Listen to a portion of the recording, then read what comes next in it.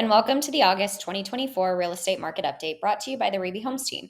This month marks the start of some big changes in the real estate world, so we wanted to take a couple of minutes and explain what those changes are before we dive into the state of the market. The National Association of Realtors recently settled a lawsuit that resulted in some changes surrounding buyer agent compensation. In the past, a seller would list their home with an agent for an agreed upon commission. That agent would then market the listing to buyer's agents and prospective buyers, and in return for a successful close, they'd offer the buyer's agent a portion of their agreed upon commission. This is no longer the case, as the aim of the lawsuit was to decouple broker to broker or agent to agent commission, meaning buyer agent compensation now lies in the hands of buyers. This by no means prohibits sellers from offering compensation to a buyer's agent. It simply means buyers are responsible for negotiating their agent's compensation, whether it's between them and their agent directly or with the seller when they submit an offer. So, what does this mean for buyers? Any agent working with a buyer must have a signed agreement that clearly outlines their compensation before they're allowed to show any properties, whether it's in person or virtually. This agreement is essential and must be fully executed before any property viewings can occur, and agents are subject to a $2,500 fine for failing to do so. So, how can sellers offer buyer agent compensation? One way is through their listing agent. Although offers of buyer agent compensation are no longer permitted to be displayed on the MLS, sellers are permitted to offer compensation. It would be outlined in their listing agreement to attract qualified buyers, and the listing agent would then convey that offer of compensation to the buyer's agent. The second way is dependent on the offer.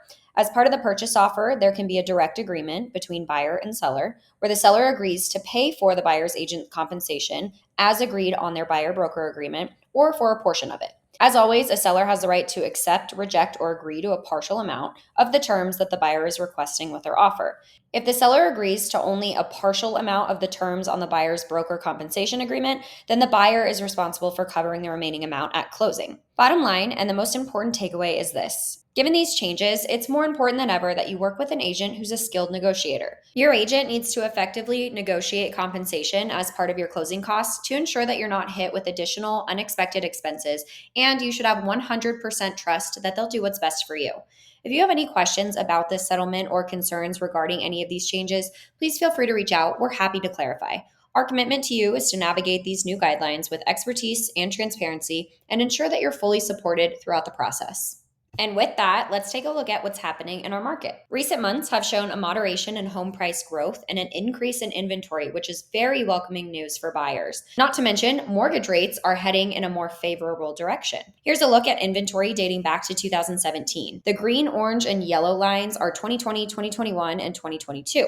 We all remember how tight inventory got in 2020, and it's taken roughly 4 years to get back to a healthy level. We're still below 2017, 18, and 19. However, we're definitely on track for more normal inventory levels. This map shows our inventory today compared to our inventory from 5 years ago.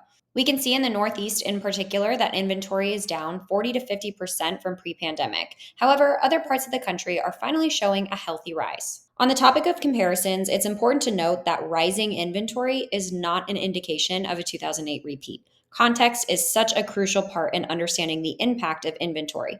For example, this graph shows that yes, inventory is rising, but it is nowhere even close to where we were when the housing market crashed. If we look at the gray area around 2008 and 2010, it reflects an oversupply. We had far more homes for sale than we had buyers. Taking a look at the green area and where we are today, it's clear that we're in a very different market than we were in 2008.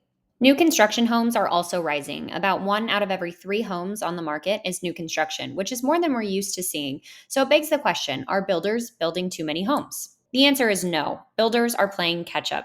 This graph shows the completion of new builds per year going back to 1970. And what we can see with the red bars is roughly 15 years that we were under building in this country. We were in a huge deficit from the lack of new construction homes. So the increase we're seeing today is very much needed, but it'll still take years to recover from that deficit.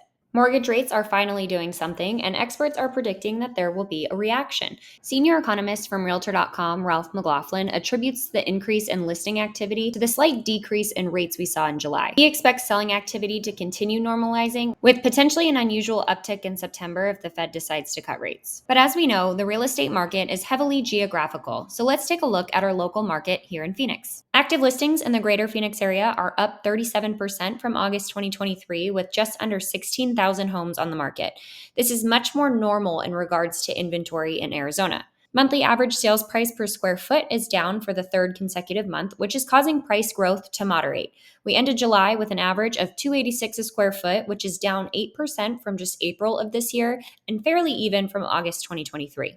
Closings over list price have slowed, with just under 13% of listings in the last 30 days closing above list price at an average amount of $5,000. Homes in the $300,000 to $500,000 price range make up a large portion of that percentage, but if we take a look at homes that closed with seller-paid closing costs, we can see that 65% of homes in that same price range received an average of $10,000 in seller concessions. So it's likely that the only reason many of these homes are closing above list price is because they're getting seller concessions in return. Foreclosures are measured by the amount of monthly notices of trustee sales, which remain strong around roughly 300 to 350 notices a month. And just to put that into perspective, 2008 to 2010 had roughly 8 to 10,000 a month. And finally, rentals. July ended with an average rent price per square foot of $1.38, which is up roughly 3% from January of this year, and the monthly average lease price remained around $2,200 a month. And that'll wrap up our August 2024 real estate market update. As always, if you have any questions or want to see specific data in your area, please don't hesitate to reach out. We're here to help. Thanks so much for tuning in, and we'll see you next month.